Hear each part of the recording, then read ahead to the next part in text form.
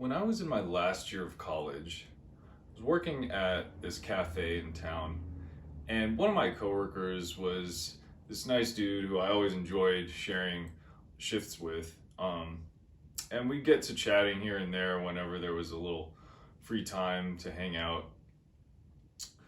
One particular day, I remember him saying something, I don't even remember how this came up, but he just goes, "Yeah, eventually you figure out that being cool is kind of overrated." Now, I bring up the theme of being cool because it was probably my life obsession for, I'd say, the majority of my life, for sure. And I think I speak for a lot of people when I say that a preoccupation with wanting to be cool, or whatever that even means, is fairly normal.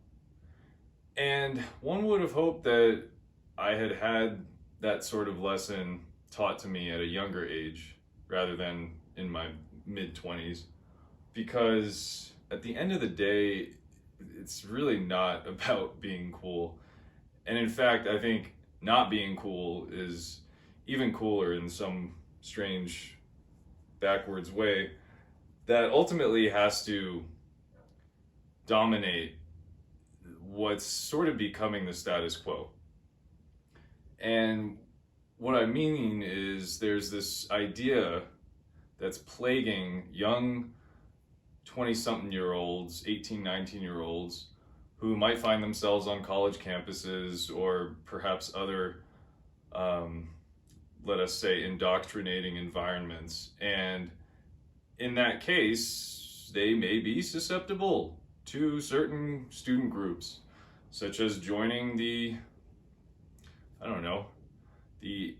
Indian American faith group, or whatever of the many groups that exist on campus there are. And I personally have nothing wrong with that. There's absolutely nothing wrong with it. I'd be a hypocrite for saying so, because I joined one such group, joined a few different groups.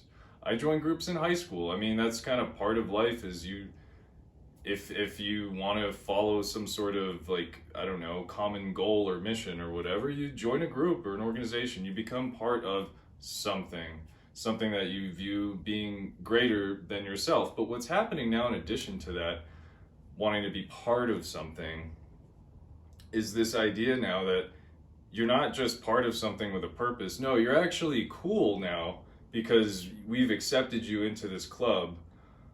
And in some cases, it's a club of people who are kind of confused about what their values are. Now, they can't be blamed necessarily, because in a lot of cases, they may have had parents who did not teach them the right values to hold. There's something to be said about wanting to dwell in what I call the gray, or the gray area, when it comes to these sorts of protests. Whether you want to call them pro-Hamas or pro-Palestine protests, call them what you want. But the problem is, these are not gray protests. It's very black or white. We know what happened 6.5 months ago. We know what happened 76 years ago. We know the history, or at least I would hope that we know the history, because it is black or white. One group are mainly wanting to commit what's called a religious holy war, or jihad, committed to such a belief that was grounded actually from a religious textbook, and using this ideological sort of belief to then indoctrinate other minds collectively. And in doing so, have created what is adding to already this mob mentality out in American society and out in other societies, in the loudest manner.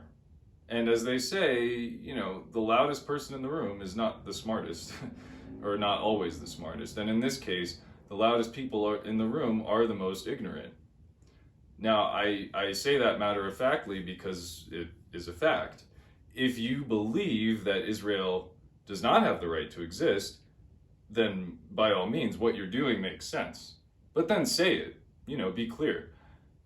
you don't really want a ceasefire, because if you did, you wouldn't also be engaging in violent behavior.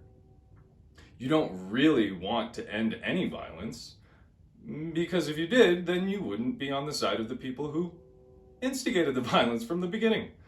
And so again, it's a lost cause. Palestinians lost a war 76 years ago, a war that they themselves instigated, and 10 months later had to call it quits. And so they are in this repetitive cycle of one of the many definitions of insanity, which is, in this case, doing the same thing again and again, and somehow expecting a different result. And in our next segment, we will tackle the word of tomorrow: insanity. Stay tuned.